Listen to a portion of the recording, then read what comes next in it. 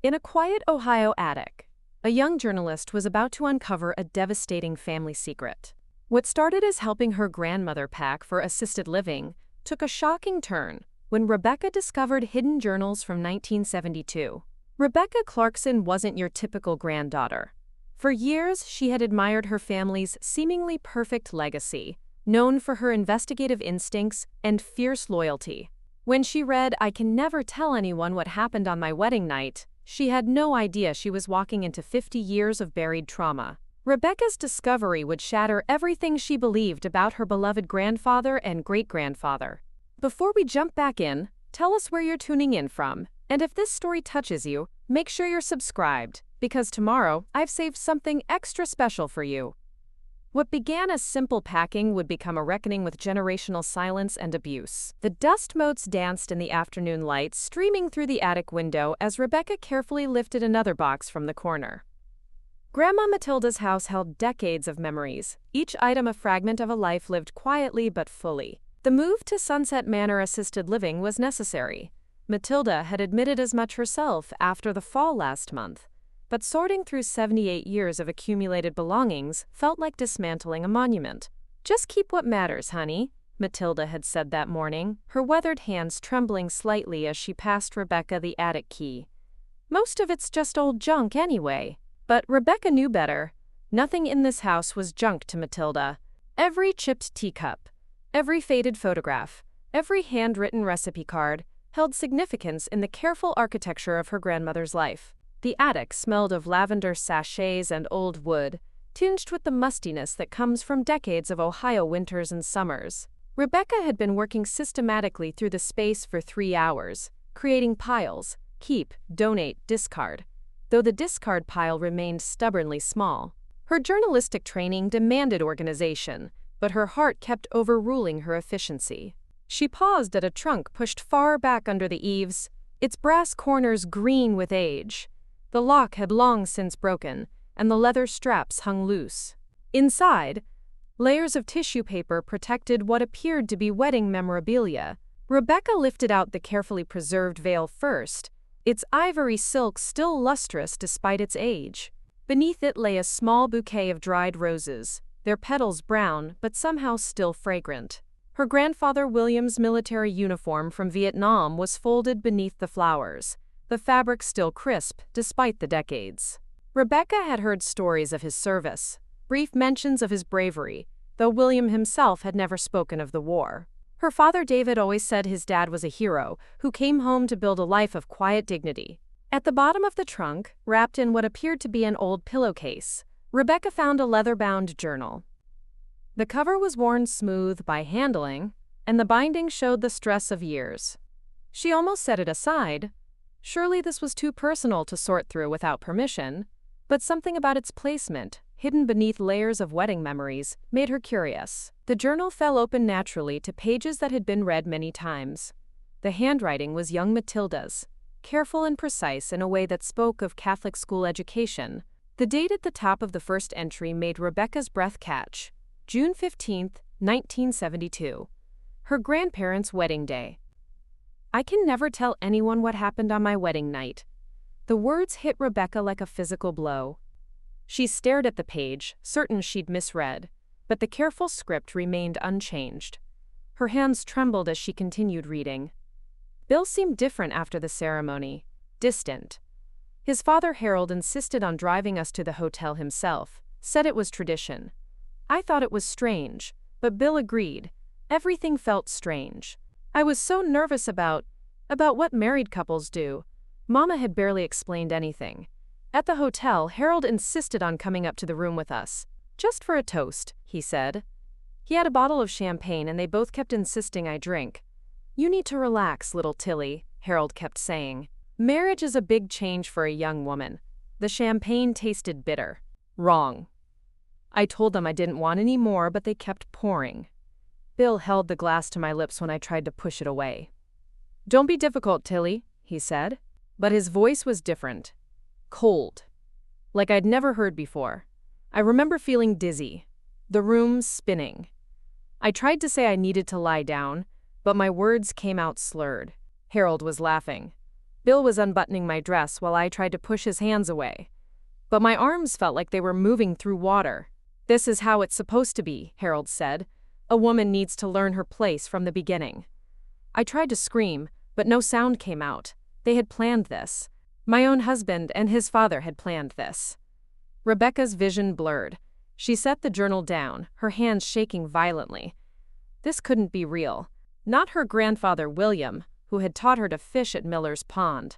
Not great-grandfather Harold, who had always seemed gruff but harmless in the few childhood memories she retained. But as she forced herself to continue reading, the careful documentation continued.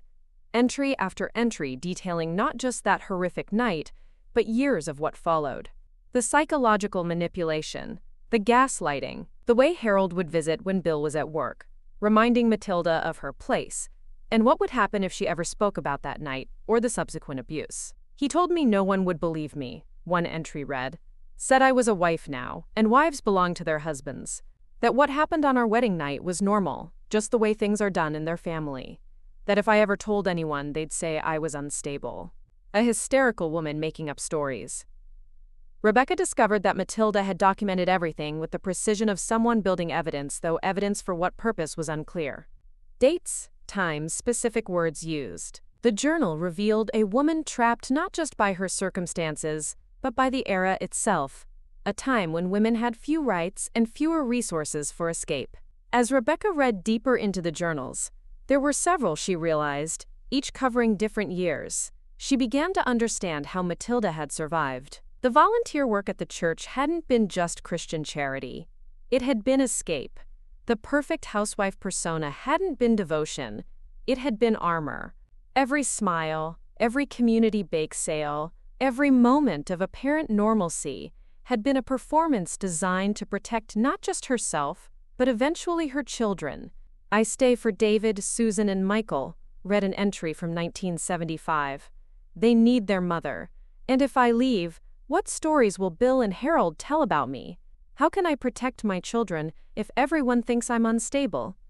Sometimes I wonder if staying and keeping silent is its own kind of courage, or if it's just cowardice dressed up in noble clothes.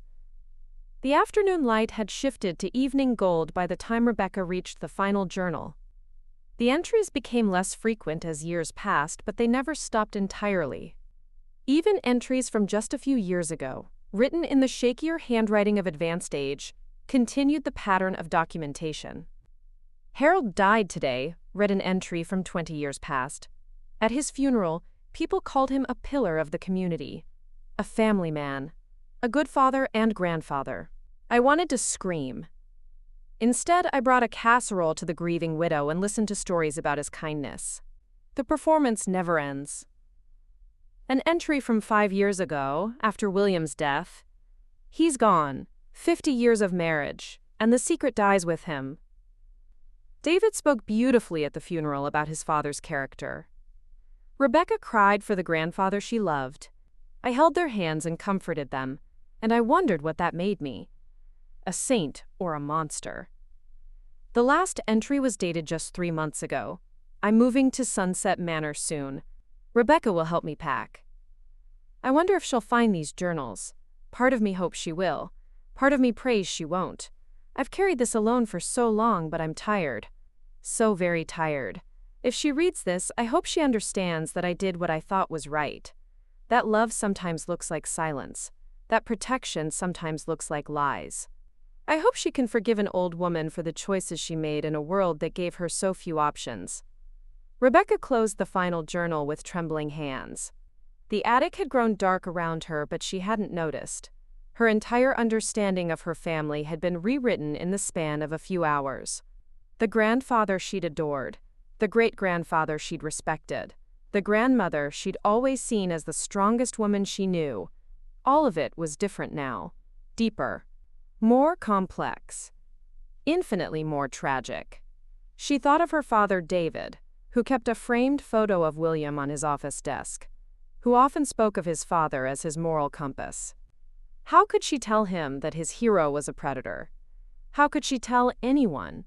But as she sat in the growing darkness, surrounded by the carefully preserved memories of a life built on silence, Rebecca realized She couldn't unknow what she now knew. The truth sat heavy in her chest, demanding acknowledgement. Her grandmother, brave, resilient Matilda, had carried this burden alone for 50 years. She wouldn't have to carry it alone anymore. The journals felt impossibly heavy as Rebecca gathered them carefully back into their hiding place. But not to hide them again. To protect them, to honor them, to decide what justice looked like when the perpetrators were dead, and the victim had survived through 5 decades of careful, costly silence. Outside, the evening was settling into night, but inside the attic, something had shifted. The truth, long buried, had finally found its way to light. What happened next would determine whether that light would heal or destroy what remained of the Clarkson family. But first, Rebecca had to find the courage to face her grandmother and speak the words that would change everything. "I know what they did to you." The journals felt impossibly heavy as Rebecca carried them down from the attic, their weight seeming to increase with each step. She had barely slept the night before, her mind replaying every entry, every carefully documented horror. The morning light filtering through Matilda's kitchen windows seemed different now, harsher, more revealing, as if the house itself had been transformed by the truth Rebecca now carried. Matilda stood at the stove, her back straight despite her 78 years, stirring oatmeal with the same methodical precision she brought to everything. She wore a pale blue cardigan that Rebecca remembered from childhood visits, but now even that familiar comfort felt tinged with new knowledge. How many mornings had Matilda stood at this same stove, performing the role of devoted wife while carrying such devastating secrets? "You're up early, honey," Matilda said without turning around. Her voice carried its usual warmth, but Rebecca detected something else, a tension that hadn't been there yesterday. "I thought you might sleep in after all that work in the attic." Rebecca set the journals on the kitchen table with deliberate care, the soft thud causing Matilda to glance over her shoulder. The wooden spoon stilled in her hand as her eyes fixed on the familiar leather covers. For a moment the only sound was the gentle bubbling of oatmeal on the stove. "I found them, Grandma." Rebecca's voice came out steadier than she felt. Her journalism training kicked in. Direct, honest, no room for misinterpretation. "I found your journals." Matilda's shoulders tensed, but she didn't turn around. She resumed, stirring with mechanical precision, as if the rhythm could somehow maintain the careful order of her world. "I don't know what you're talking about, dear. Just some old books, I'm sure. Nothing important." "June 15th, 1972, Rebecca said quietly. "Your wedding night." The spoon clattered to the floor. Matilda's hands gripped the edge of the stove, her knuckles white against the worn metal. The silence stretched between them like a chasm, 50 years of buried truth finally demanding acknowledgement. "Please don't." Matilda's voice was barely a whisper. "Please just put them back, forget you saw them." Rebecca moved closer, her heart breaking at the defeat in her grandmother's posture. "Grandma, I can't unknow what I read. What they did to you, what Grandpa and Great-Grandpa Harold did, it was wrong. It was criminal." Matilda turned slowly, and Rebecca saw tears streaming down the weathered face that had always seemed so composed. But there was something else in her grandmother's eyes, a flicker of relief mixed with terror, as if a dam she'd spent decades reinforcing was finally beginning to crack. "You don't understand," Matilda said, her voice shaking. "It was different then. We didn't have choices. We did what we had to do to survive."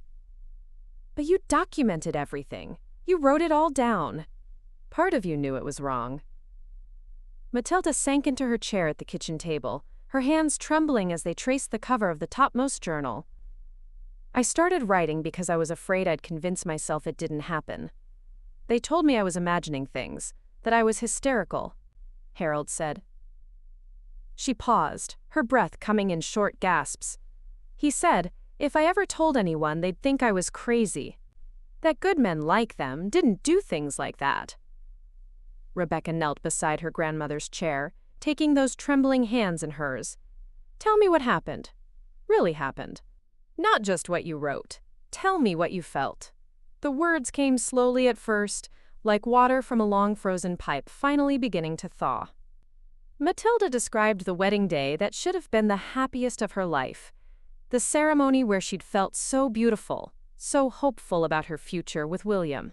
She'd known him for 2 years, had thought she understood his character. "The champagne tasted wrong from the first sip," Matilda said, her voice growing stronger as the story poured out. "But I thought maybe that's how champagne was supposed to taste. I was 19. What did I know? When I started feeling dizzy, I thought it was nerves. Wedding night jitters, you know." Rebecca felt sick as her grandmother described Harold's presence in the hotel room, how he'd insisted on staying for the toast, how both men had held her down when she tried to resist, laughing at her struggles as if they were some kind of game. "Afterward," Matilda continued, her voice growing clinical in the way trauma survivors often adopt when recounting the worst moments, "Harold patted my cheek and said, 'Welcome to the family, little Tilly. You'll learn your place soon enough. Bill he just got dressed and went to take a shower.' Like nothing had happened."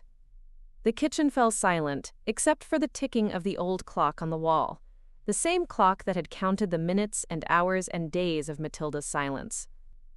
Rebecca struggled to process how her grandfather, the man who had taken her fishing and taught her to tie knots, could be capable of such cruelty. "Why didn't you leave?" Rebecca asked gently. "Right then, or in the days after." Matilda's laugh was bitter. "And go where? With what money?" "It was 1972, honey. Women couldn't even get credit cards without their husband's permission. My parents had spent their savings on the wedding. They would have been mortified if I'd come home claiming their new son-in-law was abusive. And Harold, he made sure I understood what would happen if I tried." She described the pattern that had emerged in those early months of marriage. Harold would visit during the day while William was at work, ostensibly to check on his new daughter-in-law. But these visits became exercises in psychological control, reminders of her helplessness and his power. "He'd sit right there," Matilda pointed to the chair across from them, "and tell me stories about other women who'd made trouble for their families. Women who'd been committed to institutions for hysteria. Women who'd lost their children because courts decided they were unfit mothers." He had a way of making it sound like helpful advice. As the months turned to years, Matilda explained, the abuse became more subtle but no less devastating. William never physically assaulted her again, but the psychological manipulation was constant. He'd undermine her confidence, isolate her from potential allies, and remind her regularly that she belonged to him. "When I got pregnant with your father," Matilda said, her hand unconsciously moving to her stomach, "I thought maybe things would change. Maybe becoming a father would make Bill more human. But if anything, it got worse." Harold would joke about how children needed fathers, how devastating it would be for a child to grow up thinking his father was a monster. Rebecca felt anger building in her chest, not just at the dead men who had tormented her grandmother, but at a world that had offered a young woman so few options for escape. "But you stayed strong. You protected Dad and his siblings." "Did I?" Matilda's voice broke. "Or did I just teach them that silence was the price of family peace? Your father idolizes his father's memory. How do I tell him that his hero was a predator? How do I destroy his entire understanding of his childhood?" The question hung between them, highlighting the impossible choice Matilda had faced for decades. Speak the truth and shatter her children's world, or maintain the silence and let the mythology of their father continue unchallenged. "Maybe the truth doesn't have to destroy everything," Rebecca said carefully. "Maybe it can heal things instead." Matilda looked at her granddaughter with eyes that held 50 years of pain and uncertainty. "You really believe that?" "I think you've carried this alone long enough," Rebecca replied. "I think you deserve to have someone believe you, support you, and help you decide what comes next. You're not that 19-year-old girl anymore, Grandma. You have choices now that you didn't have then." For the first time since Rebecca had spoken those devastating words, "I found your journals," Matilda's expression shifted from fear to something that might have been hope. It was fragile, tentative, like a flower that had been growing in darkness, finally sensing sunlight. "I used to dream about telling someone," Matilda admitted. "In those first years especially, I'd imagine walking into the police station and demanding justice. But then morning would come, and the fear would return. The certainty that no one would believe me, that speaking out would only make everything worse. "I believe you," Rebecca said firmly. "And we're going to figure out what justice looks like now, together. You don't have to decide everything today. But you don't have to be silent anymore either." Matilda reached for the journals, her fingers tracing the worn leather with something approaching tenderness. "I never thought anyone else would read these." Preparing and narrating this story took us a lot of time, so if you are enjoying it, subscribe to our channel. It means a lot to us.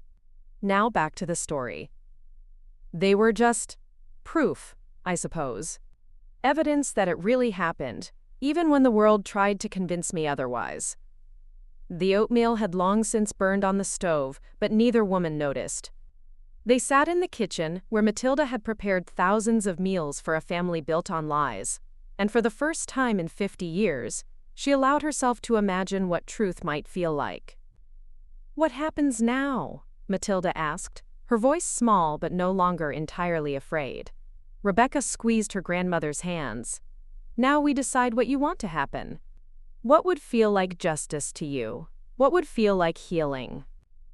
As the morning light shifted across the kitchen table, illuminating the journals that had held Matilda's secrets for so long, both women sensed that they stood at a crossroads.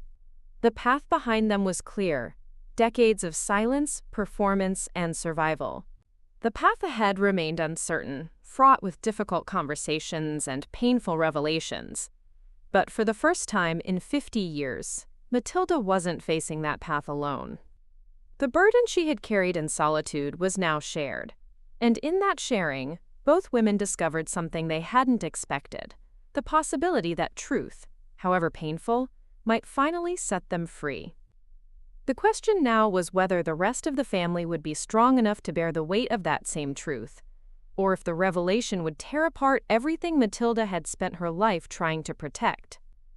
The silence that followed their conversation felt different from the oppressive quiet that had dominated Matilda's life for 50 years. This silence held possibility, pregnant with the weight of decisions yet to be made. Rebecca sat across from her grandmother at the kitchen table, the journals between them like bridges spanning decades of buried pain. Matilda's hands had stopped trembling, but her eyes held the exhaustion of someone who had just run a marathon she'd been preparing for her entire adult life. The morning light had shifted to afternoon gold, yet neither woman had moved to address the burned oatmeal or the practical demands of the day. Some conversations exist outside of time, and this was one of them. "I keep thinking about your father," Matilda said finally, breaking the contemplative quiet. Her voice carried a new quality, steadier than before, but heavy with the weight of consequences she was only beginning to consider. David was always such a serious boy. Even as a child, he needed heroes. He needed to believe his father was a good man. Rebecca watched her grandmother's face as she spoke, seeing decades of protective calculation in the way Matilda weighed each word. Even now, even after 50 years of silence had been broken, her first instinct was to shield her family from pain. "He used to follow Bill around like a shadow," Matilda continued, her eyes distant with memory. 8 years old, wearing a little tool belt, trying to help with every project. Bill would ruffle his hair and call him, "my little man." David glowed under that attention. How do I tell him that the man he's spent his whole life trying to emulate was capable of? She couldn't finish the sentence. "Maybe the question isn't how to tell him," Rebecca said gently. "Maybe it's whether you want to tell him. This is your truth, Grandma. You get to decide who knows it and when." But even as she spoke, Rebecca felt the complexity of that statement. Truth wasn't just personal. It rippled outward, affecting everyone it touched. Her father's entire sense of self was built on admiration for a man who had committed acts that would shatter that foundation. Her mother, Jenny, who had always spoken fondly of her father-in-law. The grandchildren who carried William's name, and his supposed legacy. "I used to think keeping the secret was protecting them," Matilda said, as if reading Rebecca's thoughts. "But sitting here now, I wonder if I was really just protecting myself from their disappointment, from having to watch their world crumble the way mine did. Rebecca reached across the table and touched one of the journals. Tell me about the other times. After the wedding night, you wrote about incidents throughout your marriage. Matilda's expression hardened slightly, the protective walls she'd spent decades building reasserting themselves. But then she seemed to remember that those walls no longer served their purpose. The secret was out. The performance could finally end. Harold never touched me again, she said carefully. But he didn't need to. The threat was always there, unspoken but understood. He'd stop by during the day, ostensibly to visit, to check on his son's family, but really to remind me who held the power. She described a pattern of psychological warfare that had continued for years. Harold would arrive unannounced, letting himself into the house with the spare key William had given him. He'd sit in the living room, drinking coffee Matilda felt compelled to serve, and deliver what he called friendly advice about marriage and family life. He'd tell me stories, Matilda said, her voice growing clinical again, always presented as cautionary tales about other women in town. The wife who'd been committed after accusing her husband of abuse, poor thing, couldn't handle the pressures of married life. The mother who'd lost custody of her children because she was deemed emotionally unstable. Such a shame when women let their imaginations run wild. Rebecca felt a chill of recognition. These weren't random stories. They were carefully crafted psychological weapons, designed to reinforce Matilda's isolation and helplessness. And Bill? How did he treat you during this time? Matilda's expression grew more complex, pain mixing with something that might have been grief. That was almost harder to bear than Harold's visits. Because Bill could be normal, kind even. He'd bring me flowers from the garden, help with the dishes, play with the children. There were whole weeks where I could almost convince myself that the wedding night had been some kind of horrible nightmare. She described the cognitive dissonance that had nearly driven her to madness, living with a man who could be gentle and loving one day, cold and threatening the next. William never physically assaulted her again, but he had other weapons. Withholding affection when she displeased him, making decisions about their life without consulting her, reminding her in small but unmistakable ways that she existed at his discretion.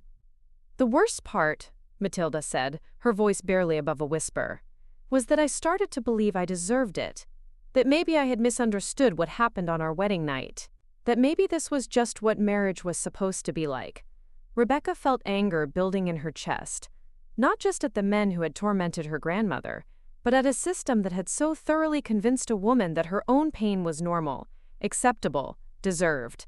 When did that change? When did you start to understand that what happened to you was wrong? Matilda was quiet for a long moment, her fingers tracing patterns on the table. When David was born, she said finally, I was holding this tiny person, and I kept thinking about what kind of world I was bringing him into, what kind of man I wanted him to become. And I realized that I would never, ever want him to treat a woman the way his father had treated me. The realization had been gradual, she explained.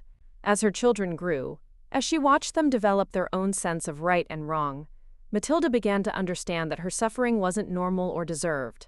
But by then, the web of silence had grown so complex, the stakes so high, that speaking seemed impossible. I thought about leaving, she admitted, more times than I can count. But where would I go? What would I tell people? And what about the children? They loved their father. He was good to them. Genuinely good. How could I destroy that? Rebecca heard the anguish in her grandmother's voice, the impossible choice between her own well-being and her children's happiness. So you stayed and documented everything instead. It was the only power I had, Matilda said simply. The only way to maintain some sense of control. Every entry was proof that my experience was real, that I wasn't going crazy. And maybe part of me hoped that someday, someone would read them and understand. The afternoon light was beginning to fade, casting long shadows across the kitchen. Rebecca realized they'd been talking for hours, but it felt like both minutes and years had passed. The weight of her grandmother's truth settled around them like a heavy blanket, warm but overwhelming. I need to tell you something else, Matilda said, her voice taking on a new urgency. About Jenny. Rebecca's head snapped up. Her mother had always been Matilda's greatest supporter, the daughter-in-law who'd become a true daughter. What about Mom? She knows, or at least she suspects. Has for years. The revelation hit Rebecca like a physical blow. What do you mean? Matilda's expression grew pained. Jenny's was a nurse before she became a school counselor. She understands trauma, recognizes the signs. About 10 years ago, she started asking questions. Gentle ones, but pointed. About my marriage. About certain behaviors she'd noticed in Bill and Harold. Rebecca tried to process this information, the implications rearranging her understanding once again. Did you tell her? Number. But I didn't deny her suspicions either. We developed a kind of understanding. She never pushed, but she made sure I knew she was there if I ever wanted to talk. That woman has spent a decade trying to create safe spaces for me to speak, and I never had the courage to take them. The complexity of the situation was becoming clearer to Rebecca. If her mother suspected the truth, how much of the family's dynamic was built on shared, unspoken knowledge? How many people had been walking around this secret, careful not to disturb its surface? What about Dad? Do you think he knows? Matilda shook her head firmly. David sees what he wants to see. Needs to see. His whole identity is built on being his father's son, carrying on the family legacy of honor and integrity. Bill made sure of that. He was a devoted father, Rebecca. That's what makes this all so complicated. The man who destroyed me was the same man who coached David's Little League team and taught him to fix cars. The paradox was devastating in its completeness. William Clarkson had been both monster and hero, predator and loving father. The man who had conspired to assault his young wife had also been genuinely devoted to his children. How do you reconcile such opposing truths? Maybe that's why the silence has been so powerful, Rebecca said slowly. Because the truth is so complex that it threatens everyone's sense of reality. Matilda nodded sadly. I convinced myself that protecting their memories of him was more important than my own healing. That carrying this burden alone was a form of maternal sacrifice. But it wasn't sacrifice, Rebecca said, her journalism training cutting through the emotional fog to find the core truth. It was survival. You did what you had to do to survive in an impossible situation. For the first time since their conversation began, Matilda smiled. A real smile, not the performative expressions Rebecca now realized she'd been seeing her entire life. You sound like you believe me, really believe me. I do believe you, but more than that, I'm proud of you, for surviving, for documenting everything, for finding ways to protect your children while protecting yourself, for still being here to tell this story. The kitchen fell quiet again, but this silence felt different, not heavy with secrets, but pregnant with possibility.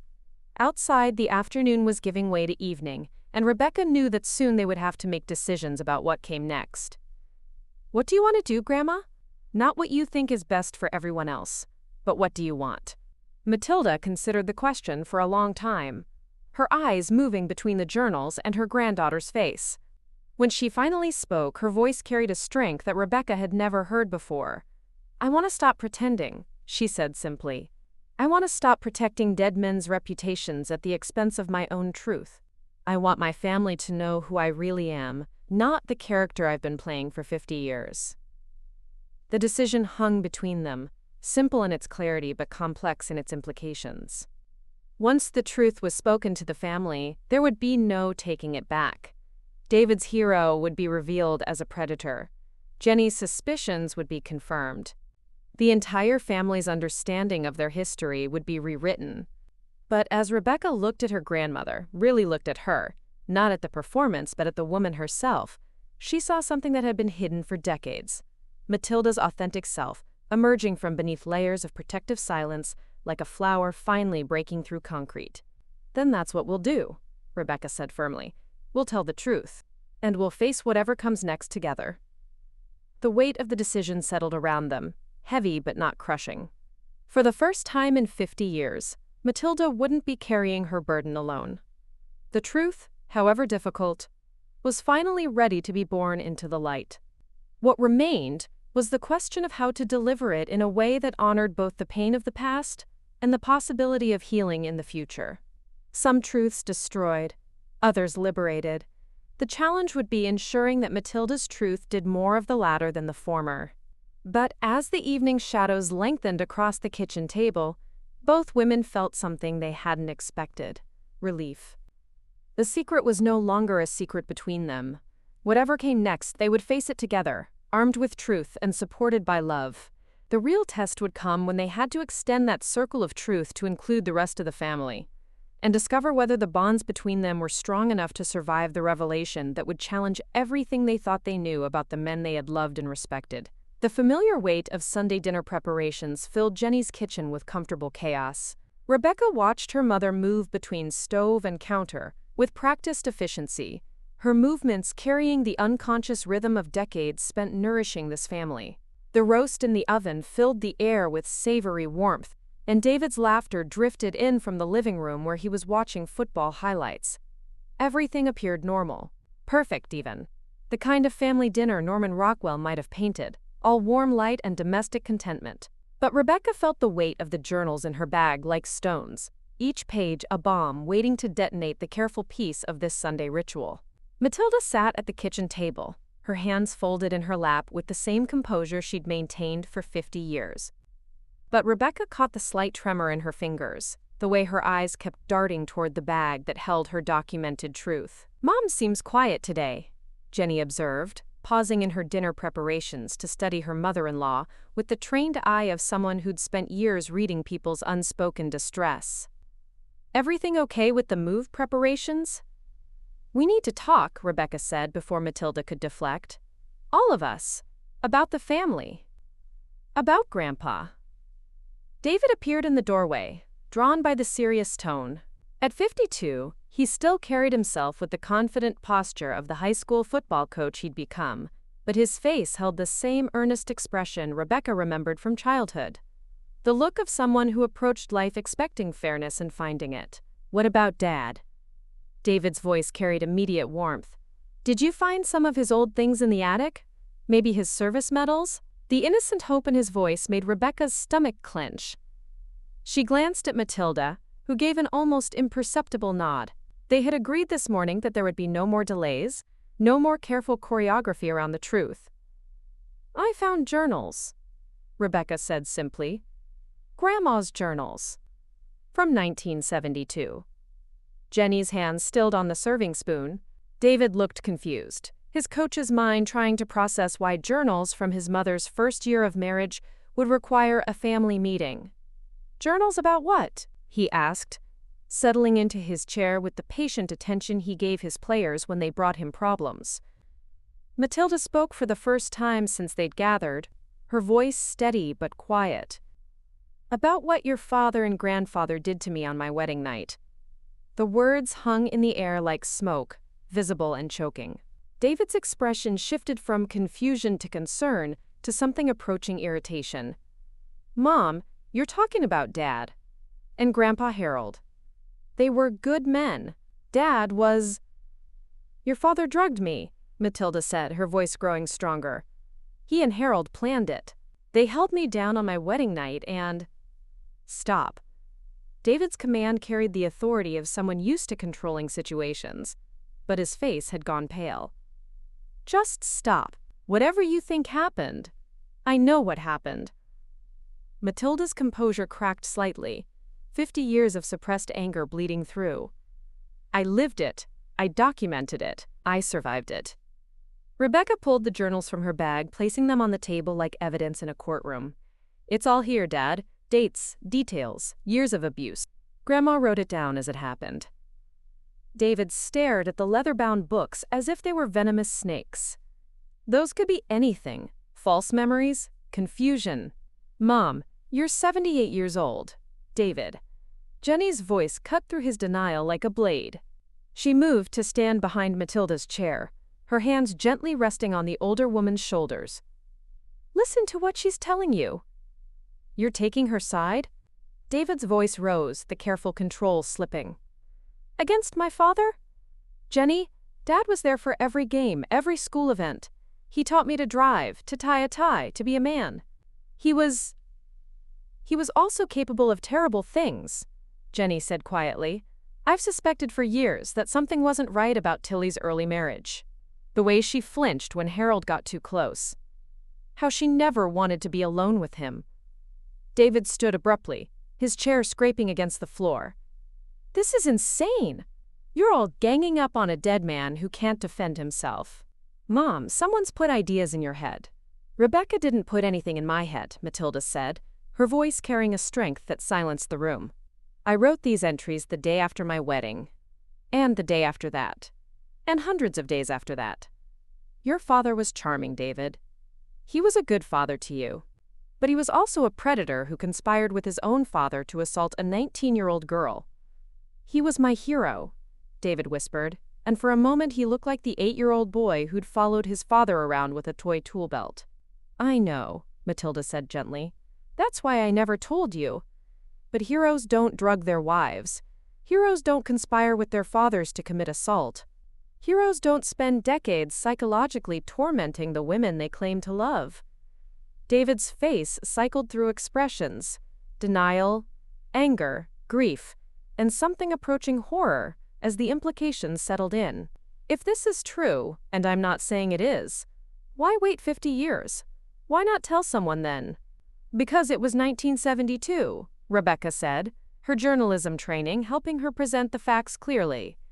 Because women had no legal protections. Because Grandma was isolated and threatened. Because people like you would have called her crazy or attention-seeking. People like me? David's anger flared again. I would have protected her. You were a child, Matilda said sadly, and later you were his son. How could I tell you that your beloved father was a monster? How could I destroy your entire understanding of who you were? The kitchen fell silent, except for the ticking of the wall clock and the distant sound of the forgotten football game. The roast continued cooking, filling the air with the scent of normalcy while the family's foundation cracked beneath them. David slumped back into his chair, his head in his hands. This changes everything, he said finally. It changes how we understand the past, Jenny said carefully. It doesn't have to destroy everything good about who we are now. But David looked up with eyes full of betrayal, not just at the revelation about his father, but at the realization that the women he loved had been keeping this secret from him. How long have you known? He asked Jenny. I suspected. I never knew for certain. And you?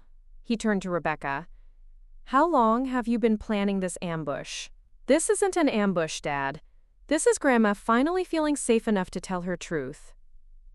David stood again, his movements sharp with agitation. I can't do this. I can't sit here and listen to you destroy my father's memory based on 50-year-old allegations that can never be proven. David, please. Matilda reached toward him. No. He stepped back as if her touch might contaminate him. I need time to think, to process this. I can't just accept that everything I believed about my family was a lie. He moved toward the door, pausing only to look back at the three women sitting around the table. I don't know what game you're all playing, but I won't be part of it. When you're ready to remember Dad the way he really was, as a good man who loved his family, then we can talk. The front door slammed with a finality that seemed to shake the entire house. Through the window, they watched David's truck pull out of the driveway with the aggressive speed of someone fleeing a crime scene. Jenny sank into David's abandoned chair, her composure finally cracking. I knew this would be hard, but I didn't expect. He'll come around, Rebecca said, though her voice lacked conviction. He just needs time. Matilda stared at the closed door through which her son had disappeared. Maybe he won't, she said quietly. Maybe some truths are too big to bear. Maybe I've lost him forever. The three women sat in the wreckage of their Sunday dinner, surrounded by the smell of burning roast and the weight of consequences they were only beginning to understand. The truth was finally in the open, but its liberation had come at a cost none of them had fully anticipated. Outside, evening was falling, and inside, the careful architecture of the Clarkson family lay in ruins, waiting to see if it could be rebuilt on a foundation of honesty rather than mythology. Dr. Catherine Mitchell's office felt like a sanctuary after the explosive confrontation with David 3 days earlier. Matilda sat in the overstuffed chair, her hands folded tightly in her lap, while Rebecca occupied the matching seat beside her. The therapist's gentle presence filled the space between them, a woman who radiated the kind of professional warmth that came from decades of guiding people through their darkest moments. "I've never talked to a therapist before," Matilda admitted, her voice barely above a whisper. "In my generation, we handled things ourselves." "And you did handle it," Dr. Mitchell said softly. "You survived 50 years of carrying an enormous burden. That took incredible strength." Matilda's eyes filled with tears she'd been holding back since David stormed out. "It doesn't feel like strength. It feels like cowardice. Maybe if I'd spoken up sooner." "Trauma survivors often blame themselves for their survival choices," Dr. Mitchell explained. "But you protected yourself and your children in the only way available to you at the time. That's not cowardice. That's adaptation." Rebecca watched her grandmother's face as the therapist spoke, seeing decades of self-doubt begin to crack under the weight of professional validation. For so long, Matilda had been the only authority on her own experience. Now someone trained to understand trauma was confirming what she'd always known but never been allowed to feel: that she was the victim, not the perpetrator. "My son thinks I'm destroying his father's memory," Matilda said, her voice breaking. "Maybe he's right. David idolized Bill. How do I tell him his hero was a monster without destroying him too?" Dr. Mitchell leaned forward slightly. "What if your son's reaction isn't really about protecting his father's memory? What if it's about protecting himself from a truth that's too painful to accept?" While Matilda processed this insight, Rebecca had been making calls of her own. Detective Amanda Patterson's office was across town, but her reputation for handling historical sexual assault cases had reached Rebecca through her journalism contacts. "I know the perpetrators are deceased," Rebecca had explained over the phone, "but my grandmother deserves to have her story officially documented. And maybe there were other victims." Now, sitting in Dr. Mitchell's office, Rebecca watched her grandmother begin the slow work of healing while knowing that seeking legal recognition would be the next crucial step. "I keep thinking about the other women Harold might have hurt," Matilda said suddenly. "In my journals, I mentioned rumors about him and young women in town. What if I could have stopped him by speaking up? Survivors often carry guilt about potential future victims. Drive." Mitchell replied. "But you weren't responsible for his choices. You were surviving his abuse." The session continued, with Matilda slowly unpacking 50 years of suppressed emotions. She described the hypervigilance that had defined her marriage, the way she'd learned to read William's moods, the constant performance of contentment that had exhausted her. "Some nights I would lie awake and write in my journal, and it was the only time I felt real," she admitted. "Everything else was acting." As they prepared to leave, Dr. Mitchell gave Matilda homework: to write a letter to her younger self, acknowledging her strength and forgiveness for the choices she'd had to make. Outside, Rebecca helped her grandmother into the car. "How do you feel?" "Lighter," Matilda said, surprising them both. "And terrified, but mostly lighter." "Tomorrow we meet with Detective Patterson," Rebecca reminded her. "Are you ready for that?" Matilda looked at her granddaughter with eyes that held new determination. "I'm ready to stop being ashamed of surviving. I'm ready to let the legal system acknowledge what happened to me, even if it's 50 years too late." For the first time in decades, Matilda was choosing action over silence. The healing had begun, and with it, the possibility that speaking her truth might help other survivors find their voice. The road ahead remained uncertain, but they were no longer walking it alone. Detective Amanda Patterson's office carried the institutional smell of coffee and old case files, but her presence transformed the sterile space into something approaching sanctuary. At 45, she possessed the weathered confidence of someone who had spent 2 decades convincing traumatized victims that their stories mattered, regardless of how much time had passed.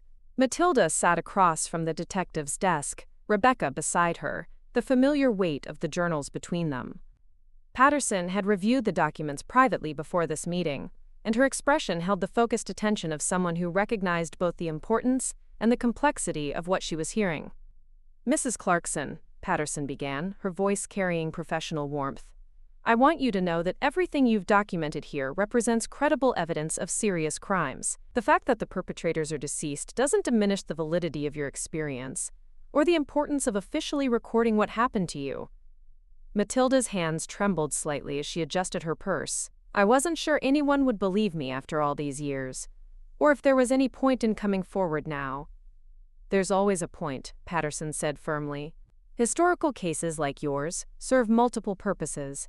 They provide official recognition for survivors, they can help identify patterns of abuse, and they sometimes encourage other victims to come forward."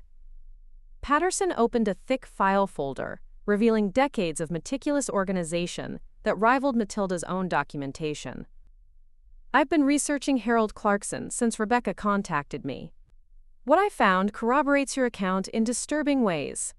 She spread several documents across the desk: police reports, employment records, and what appeared to be witness statements. Harold worked at the Millfield manufacturing plant for 37 years, rising to shift supervisor by 1975. During his tenure, there were at least 4 complaints filed against him by female employees for inappropriate behavior. Matilda leaned forward, her voice barely audible. "Other women?" "The complaints were dismissed or downplayed by management," Patterson continued. "This was the 1970s and 80s. Workplace harassment wasn't taken seriously, but the pattern is clear. Harold targeted young women, often new employees who were financially vulnerable and socially isolated." Rebecca felt sick as the implications settled in. "Were any of these women?" "3 of the complainants are still alive," Patterson said carefully.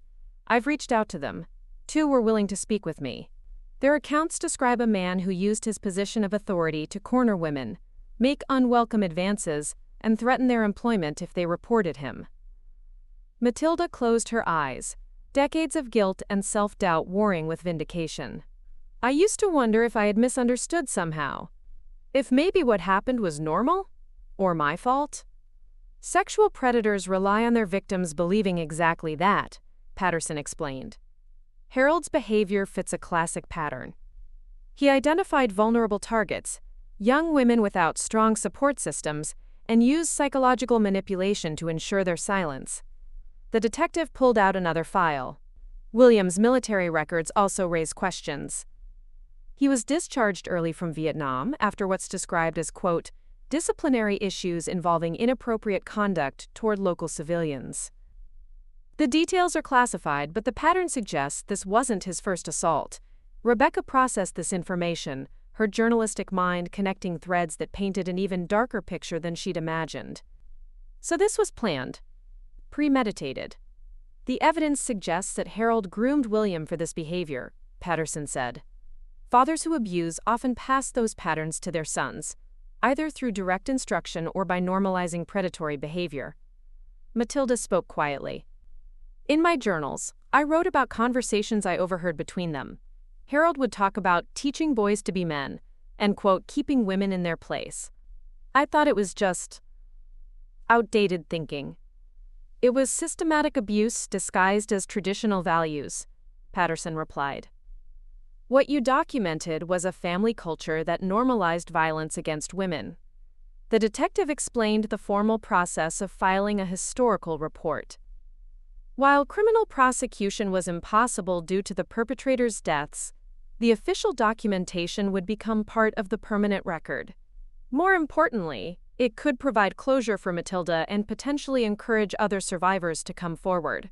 "One of the women I spoke with, Margaret Henley, worked under Harold's supervision from 1976 to 1982, Patterson said. "She's now 68, retired, and living in Columbus. When I told her about your case, she broke down crying. Said she'd carried shame about Harold's behavior for 45 years. Matilda's composure cracked. She carried shame that belonged to him. Both of you did. That's how predators maintain power, by transferring their guilt to their victims." Patterson outlined the next steps. Formal statements would be recorded and filed.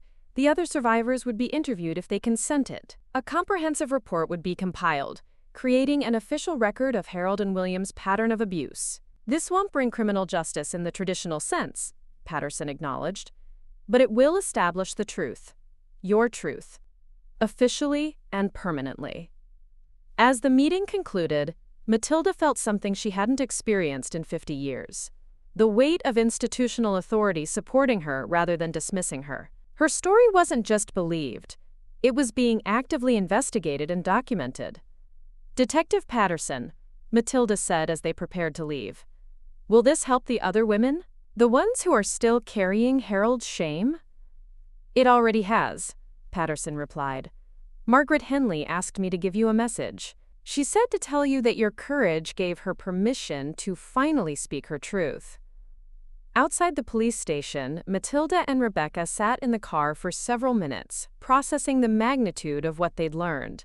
The investigation had revealed not just the crimes against Matilda, but a pattern of predatory behavior that had damaged multiple lives across decades. I keep thinking about all the women who never got to tell their stories, Matilda said finally. But you're telling yours, Rebecca replied. And that's giving others permission to tell theirs. That's how justice sometimes works, not through courtrooms, but through truth-telling that breaks the silence. As they drove home, both women carried the weight of official validation. The investigation was more than bureaucratic procedure. It was recognition that Matilda's suffering had been real, systematic, and preventable. Most importantly, it was proof that speaking truth, even decades later, could still serve justice and healing. The question now was whether this official recognition would be enough to convince David that his mother deserved support rather than skepticism, and whether a family fractured by truth could find a way to rebuild itself on a foundation of honesty rather than mythology. The news spread through Cedar Grove like ripples in a still pond, each conversation carrying Matilda's truth to corners of the small Ohio town where the Clarkson name had been synonymous with respectability for generations. Rebecca sat in the offices of the Cedar Grove Gazette, staring at the article she'd spent 3 sleepless nights crafting, a careful balance between journalistic integrity and personal pain. Historical sexual assault case reveals pattern of abuse by prominent local family, read the headline. Below it, Rebecca had written what might have been the most important piece of her career, using her grandmother's courage as a foundation for educating the community about delayed reporting and trauma survival. Editor Tom Morrison leaned against her desk, reading over her shoulder. You sure about this, Becca? Once this runs, there's no taking it back. The Clarkson name carries weight in this town. That's exactly why it needs to run, Rebecca replied, her voice steady despite the tremor in her hands. Because men like Harold and William use their reputations as shields. Because survivors deserve to see that speaking truth doesn't destroy them. It frees them. By Wednesday morning, the article had generated responses Rebecca hadn't anticipated. Her phone rang constantly, some calls supportive, others hostile, but increasingly from women whose voices shook with recognition. The first call came from Eleanor Washburn, 73, who'd worked as Harold's secretary from 1968 to 1971. I saw your article about Mrs. Clarkson, she said, her voice barely above a whisper. I never told anyone what Harold did to me at the Christmas party in 1970. I was 22, and he cornered me in the supply closet, said if I told anyone, I'd lose my job and he'd make sure I never worked in this town again. The second call came from Sarah Chen, whose grandmother had cleaned the Clarkson house in the 1980s. My grandmother always said something felt wrong about that family. She'd come home upset after working there, but she needed the money. Your article. Patterson outlined the next steps. Formal statements would be recorded and filed. The other survivors would be interviewed if they consented. A comprehensive report would be compiled, creating an official record of Harold and William's pattern of abuse. This won't bring criminal justice in the traditional sense, Patterson acknowledged, but it will establish the truth, your truth, officially and permanently. As the meeting concluded, Matilda felt something she hadn't experienced in 50 years. The weight of institutional authority supporting her rather than dismissing her. Her story wasn't just believed, it was being actively investigated and documented. Detective Patterson, Matilda said as they prepared to leave. Will this help the other women? The ones who are still carrying Harold's shame? It already has, Patterson replied. Margaret Henley asked me to give you a message. She said to tell you that your courage gave her permission to finally speak her truth. Outside the police station, Matilda and Rebecca sat in the car for several minutes, processing the magnitude of what they'd learned. The investigation had revealed not just the crimes against Matilda, but a pattern of predatory behavior that had damaged multiple lives across decades. I keep thinking about all the women who never got to tell their stories, Matilda said finally. But you're telling yours, Rebecca replied. And that's giving others permission to tell theirs. That's how justice sometimes works, not through courtrooms, but through truth-telling that breaks the silence. As they drove home, both women carried the weight of official validation. The investigation was more than bureaucratic procedure. It was recognition that Matilda's suffering had been real, systematic, and preventable. Most importantly, it was proof that speaking truth, even decades later, could still serve justice and healing. The question now was whether this official recognition would be enough to convince David that his mother deserved support rather than skepticism, and whether a family fractured by truth could find a way to rebuild itself on a foundation of honesty rather than mythology. The news spread through Cedar Grove like ripples in a still pond, each conversation carrying Matilda's truth to corners of the small Ohio town where the Clarkson name had been synonymous with respectability for generations. Rebecca sat in the offices of the Cedar Grove Gazette, staring at the article she'd spent 3 sleepless nights crafting, a careful balance between journalistic integrity and personal pain. Historical sexual assault case reveals pattern of abuse by prominent local family, read the headline. Below it, Rebecca had written what might have been the most important piece of her career, using her grandmother's courage as a foundation for educating the community about delayed reporting and trauma survival. Editor Tom Morrison leaned against her desk, reading over her shoulder. You sure about this, Becca? Once this runs, there's no taking it back. The Clarkson name carries weight in this town. That's exactly why it needs to run, Rebecca replied, her voice steady despite the tremor in her hands. Because men like Harold and William use their reputations as shields. Because survivors deserve to see that speaking truth doesn't destroy them. It frees them.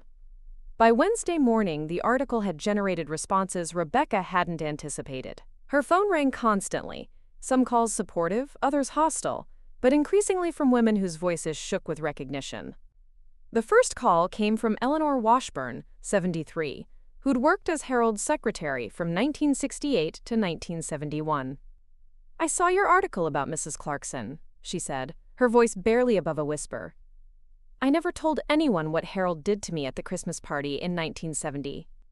I was 22, and he cornered me in the supply closet, said if I told anyone, I'd lose my job and he'd make sure I never worked in this town again. The second call came from Sarah Chen, whose grandmother had cleaned the Clarkson house in the 1980s. My grandmother always said something felt wrong about that family. She'd come home upset after working there, but she needed the money. Your article. The conversation was interrupted by a knock at the door. Rebecca answered to find a young woman she didn't recognize, perhaps 30, with nervous energy and determined eyes. I'm Lisa Brennan, the woman said. Harold Clarkson was my great-uncle. I saw the article and I need to tell someone what he did to me when I was 16. The revelation that Harold's abuse had continued into the 1990s, extending to his own family members, created a new urgency around the case. Detective Patterson would later confirm that Lisa's account, combined with the others, painted a picture of a man whose predatory behavior had spanned decades and touched multiple generations. As word of the additional survivors spread, Cedar Grove found itself forced to confront uncomfortable questions about how communities protect predators through silence and reputation management. The myth of Harold and William as upstanding family men began to crumble under the weight of accumulated testimony. At the week's end, Rebecca stood in her grandmother's kitchen, watching Matilda prepare tea for the growing circle of survivors who'd found each other through shared truth-telling. The community was fracturing along predictable lines, but something unexpected was also happening. Women who'd carried shame and silence for decades were discovering they weren't alone. I never imagined this would happen, Matilda said, arranging cups on a tray. I thought I was protecting one story. I didn't realize I was opening the door for so many others. Outside, Cedar Grove continued its painful process of reconciling mythology with reality. Some residents would never accept the truth about the Clarkson men. But others were beginning to understand that protecting survivors was more important than protecting reputations. The question now was whether this community reckoning would be enough to bring David home to his mother's truth, or if the divide between myth and reality would prove too wide to bridge. The silence in Jenny's living room felt different this time. Not the oppressive quiet of buried secrets, but the heavy pause of a family gathering courage to rebuild itself.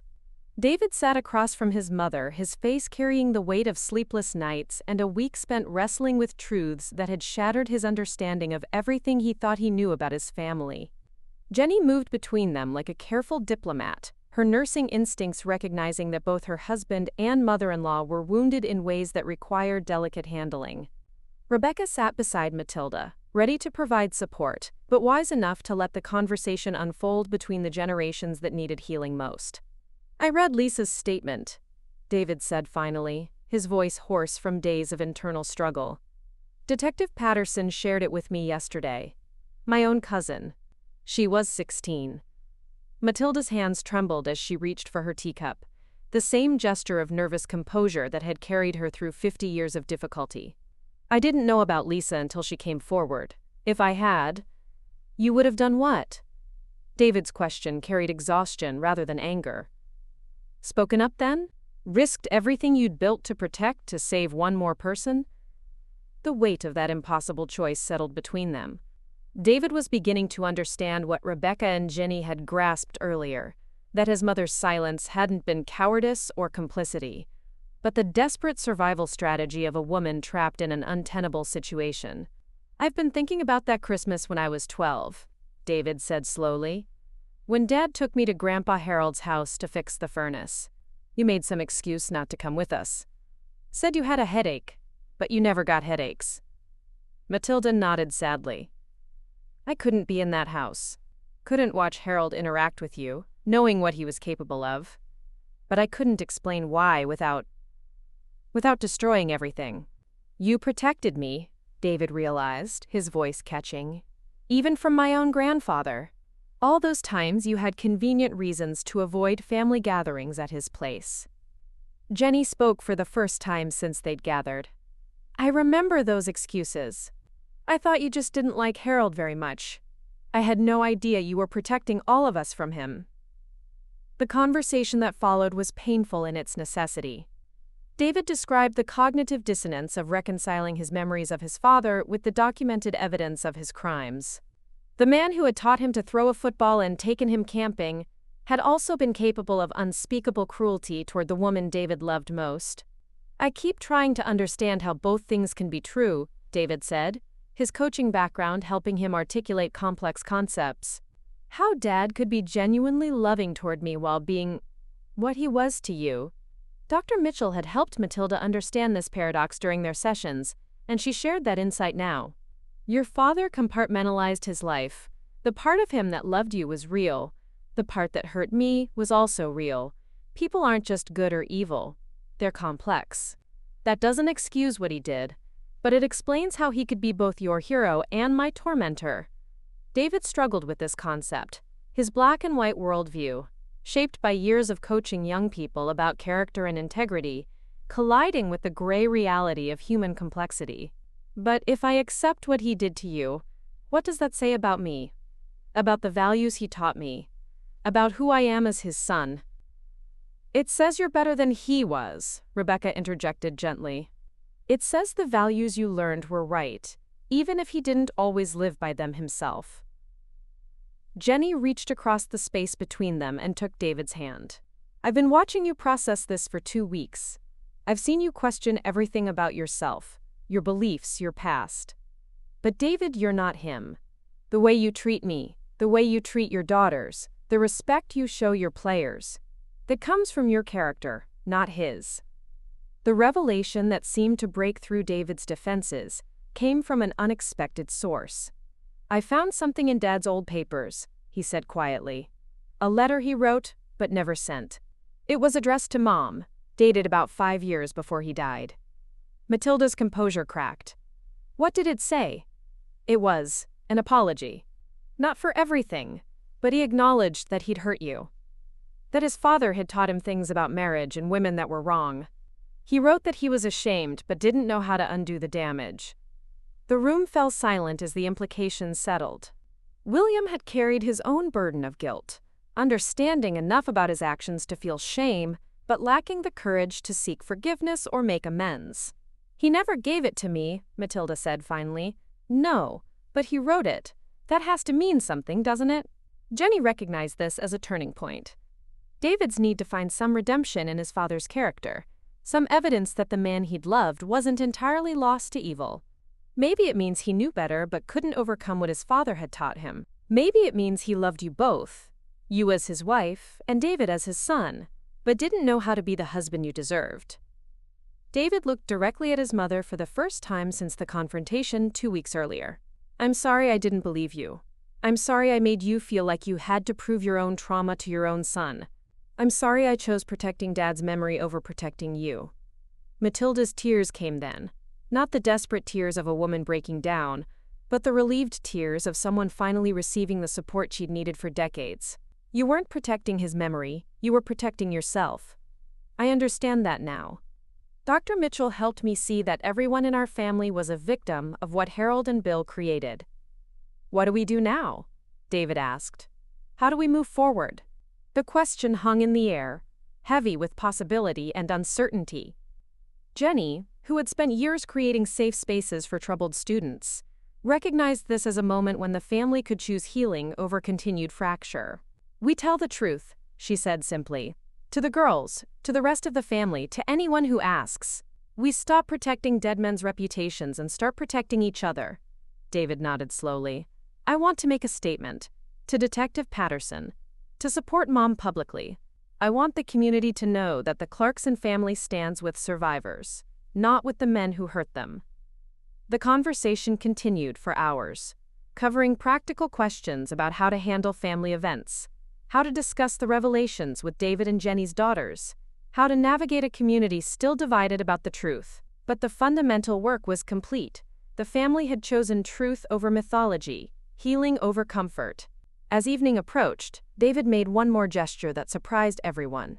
He pulled out his phone and deleted the framed photo of William that had been his Facebook profile picture for years, replacing it with a picture of himself with Matilda at her last birthday party. I want to be remembered as your son, he told his mother, not his.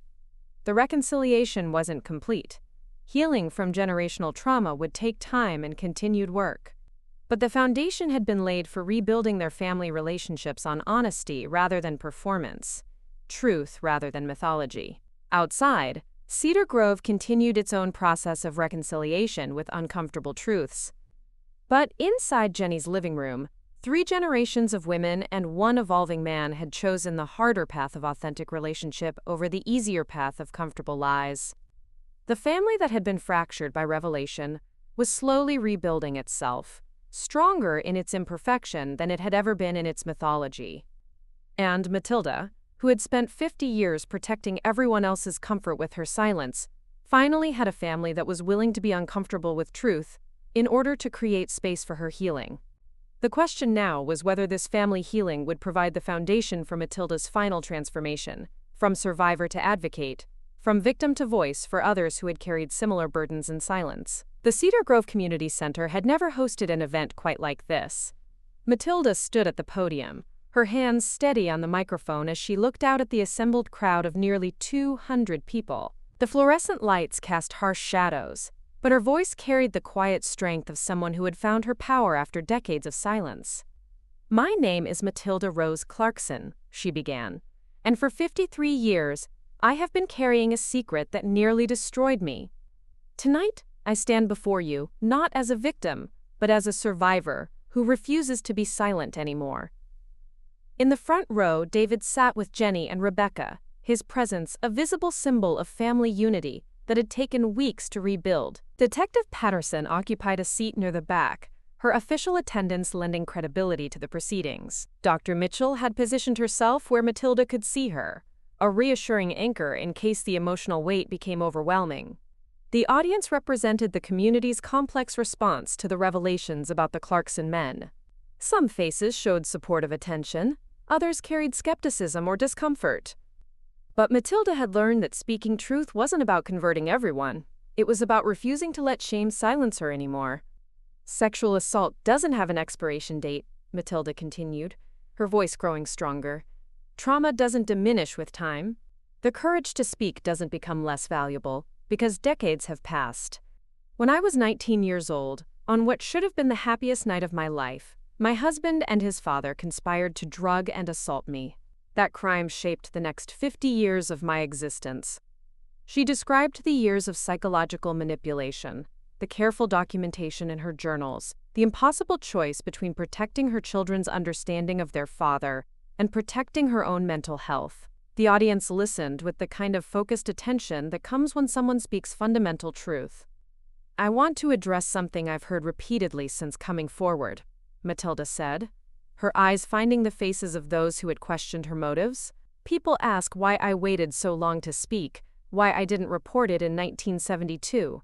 Let me be clear, I didn't wait 50 years to tell my story. I told my story every day. In my journals, in my sleepless nights, in my hypervigilance, and my survival strategies. What I waited 50 years to do was trust that someone would believe me." The power of that distinction rippled through the audience. Margaret Henley, seated 3 rows back, nodded in recognition. Lisa Brennan, Harold's great-niece, wiped tears from her eyes as she saw her own experience reflected in Matilda's words. "I'm not here seeking sympathy or revenge," Matilda continued. "The men who hurt me are dead. Traditional justice is impossible. But there are other forms of justice: truth-telling, validation, prevention, and community healing. When we break the silence around sexual assault, we create space for other survivors to breathe." She spoke about the unexpected community of survivors that had emerged since her story became public. 5 women had now come forward with their own experiences of Harold's predatory behavior.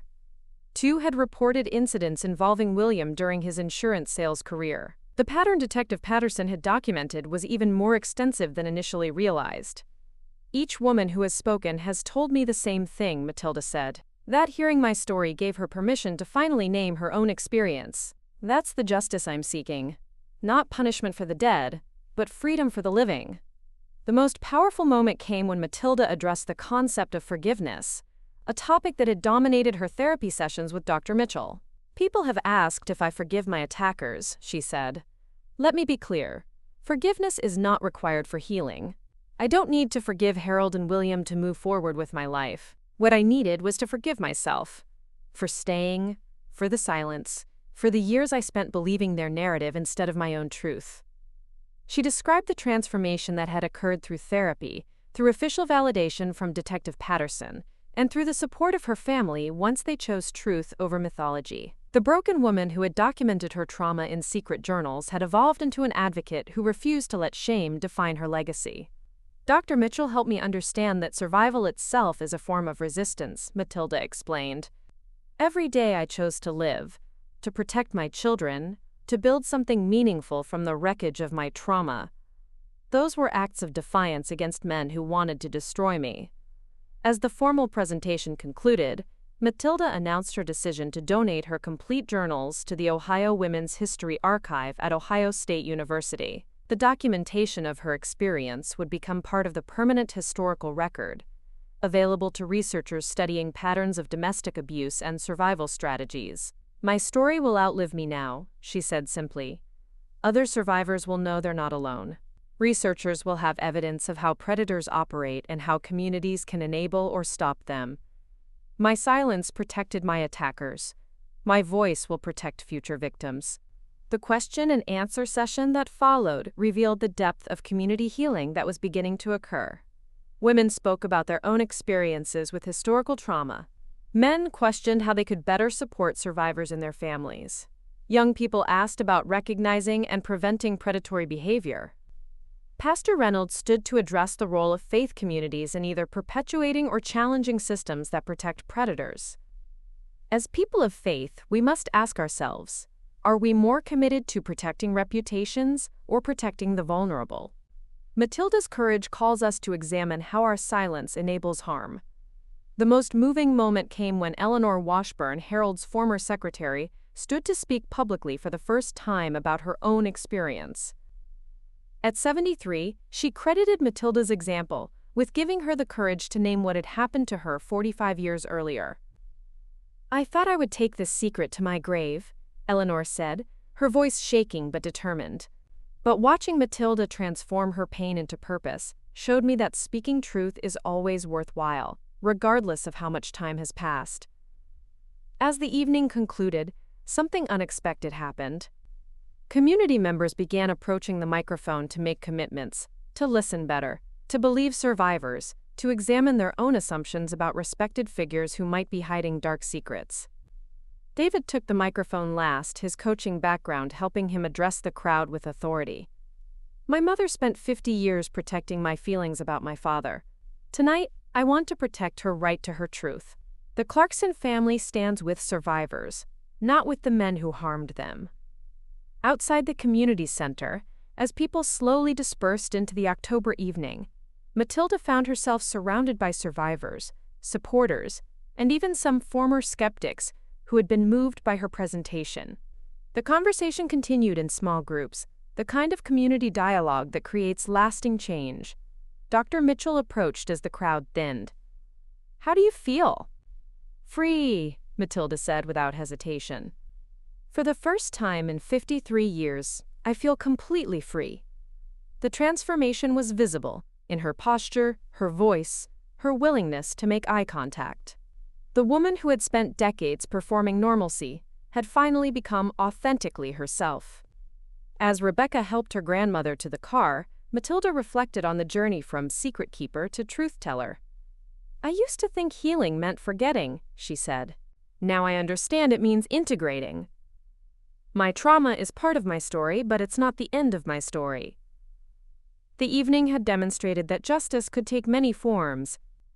While criminal prosecution was impossible, community recognition, historical documentation, and the empowerment of other survivors represented a different kind of accountability. Most importantly, Matilda had reclaimed her narrative. After 50 years of letting others define her experience, she had become the author of her own story, not just a victim of historical trauma, but an advocate for contemporary healing.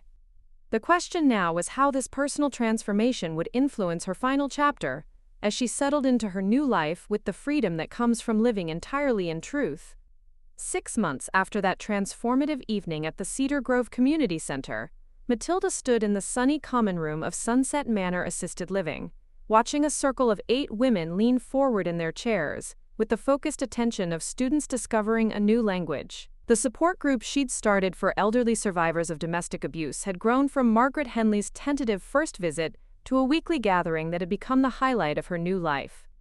"What I learned," said Dorothy, a frail 81-year-old who'd shared her story of marital rape from the 1960s just 2 weeks earlier, "is that shame belongs to the people who hurt us, not to the people who survived the hurt."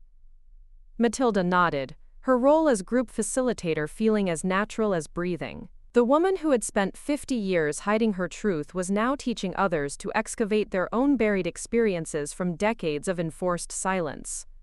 Dr. Mitchell attended the first few sessions to provide professional guidance, but it quickly became clear that peer support was creating healing in ways that traditional therapy couldn't match. "Dorothy's absolutely right," Matilda said, addressing the circle with the quiet authority of someone who had traveled the complete journey from victim to survivor to advocate. "For decades, I carried Harold and William's shame as if it belonged to me. Recovery began when I learned to give it back to them." Through the floor-to-ceiling windows, spring sunlight illuminated the assisted living facility's gardens where Matilda now spent her mornings tending flowers. A hobby she'd never allowed herself during her marriage, when Harold's unexpected visits made any leisurely activity feel dangerous. The simple pleasure of choosing how to spend her time remained revelatory after a lifetime of hypervigilance. Rebecca visited every Tuesday, their relationship transformed from granddaughter-grandmother to something approaching collaborative partnership. Today she sat in the back corner, taking notes for the book they were writing together, a combination memoir and guide for historical trauma survivors that had attracted interest from 3 publishers. "Grandma," Rebecca had said 2 months earlier, "your story isn't just personal anymore. It's become a roadmap for other people trying to find their way out of decades of silence." The book project represented more than documentation. It was Matilda's way of ensuring that the hard-won wisdom from her healing journey would outlive her. Each chapter combined her personal experience with practical advice, research from Dr. Mitchell, and legal guidance from Detective Patterson about reporting historical crimes. "The thing about trauma," Matilda continued, addressing the support group, "is that it's very good at convincing us we're alone, that our experience is unique, shameful, unreportable. But sitting in this circle every week, I see how similar our stories are. The details change, but the patterns of control, isolation, and silencing remain remarkably consistent." Agnes, a 92-year-old former teacher, raised her hand tentatively. This was only her 2nd meeting, and she still struggled to speak about her father's abuse from the 1940s. "I keep thinking about all the years I wasted believing his version of what happened. How do you stop regretting the lost time?" Matilda's response carried the weight of lived experience. "You honor the woman who survived by refusing to waste any more time in shame. Every day we choose healing over hiding is a victory over the people who wanted to destroy us." The afternoon brought a visit from David and Jenny, whose marriage had strengthened through the process of confronting family trauma.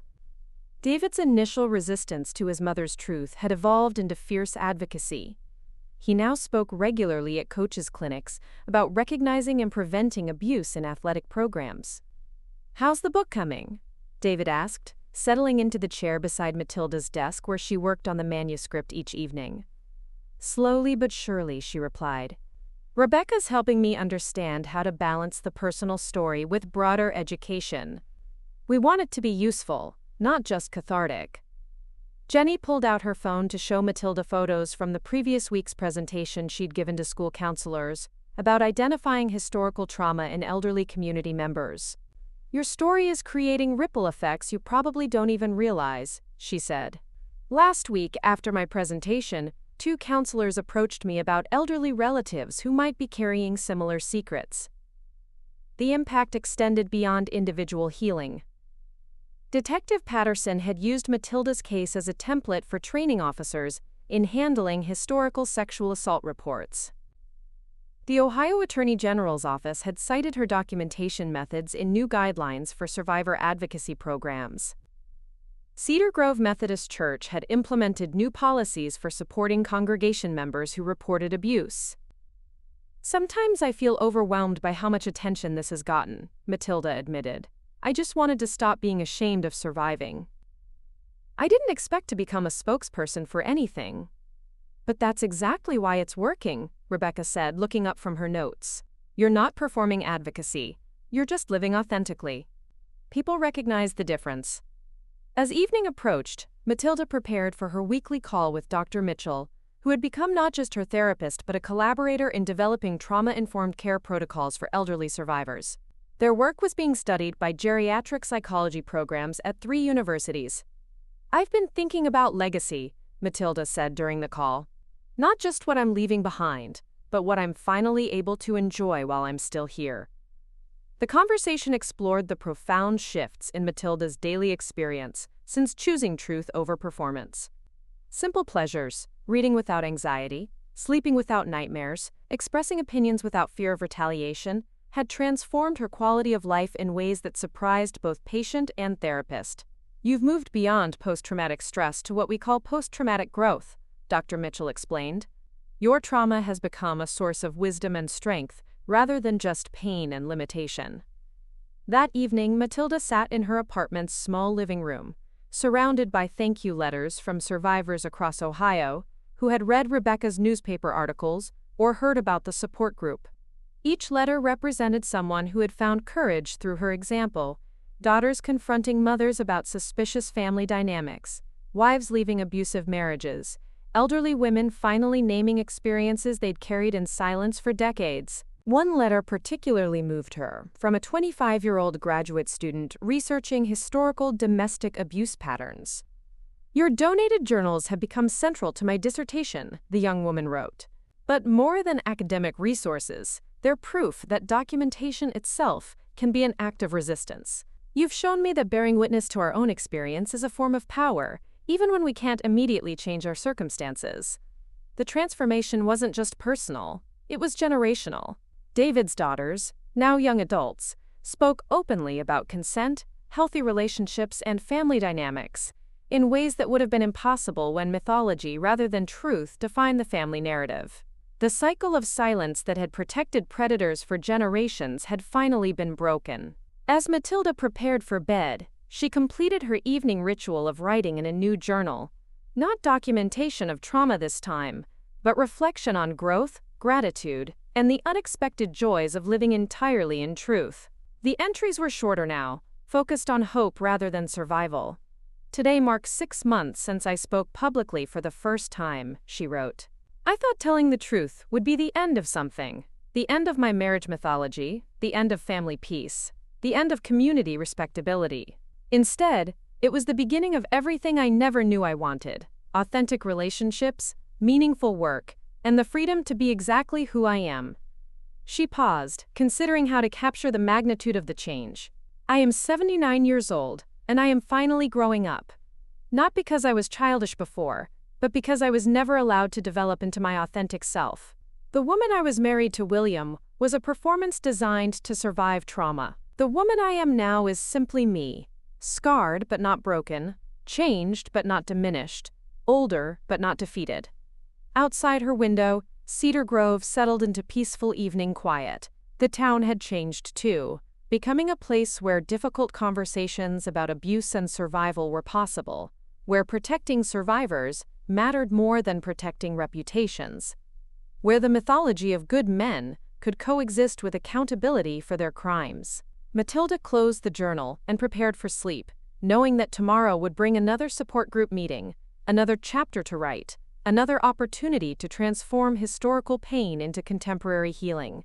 The secret that had defined her for 50 years had become the truth that was redefining not just her own life, but the lives of countless others who had been waiting for permission to speak. The grandmother who had hidden journals in attic trunks had become the woman whose story was being preserved in university archives, whose advocacy was changing institutional policies, and whose courage was inspiring a generation of survivors to reject shame in favor of authentic living.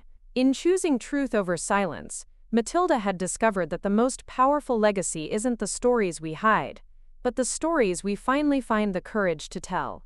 Her secret had become her strength, her trauma had become her teacher, and her survival had become a roadmap for others, traveling the difficult but ultimately liberating path from victim to survivor to advocate. The quiet that settled over Cedar Grove that night was different from the oppressive silence that had once protected predators and isolated survivors. This was the peaceful quiet of a community learning to live with difficult truths, and of a woman finally, completely, authentically free. Up next, you've got 2 more standout stories right on your screen. If this one hit the mark, you won't want to pass these up. Just click and check them out. And don't forget to subscribe and turn on the notification bell so you don't miss any upload from us. Quote.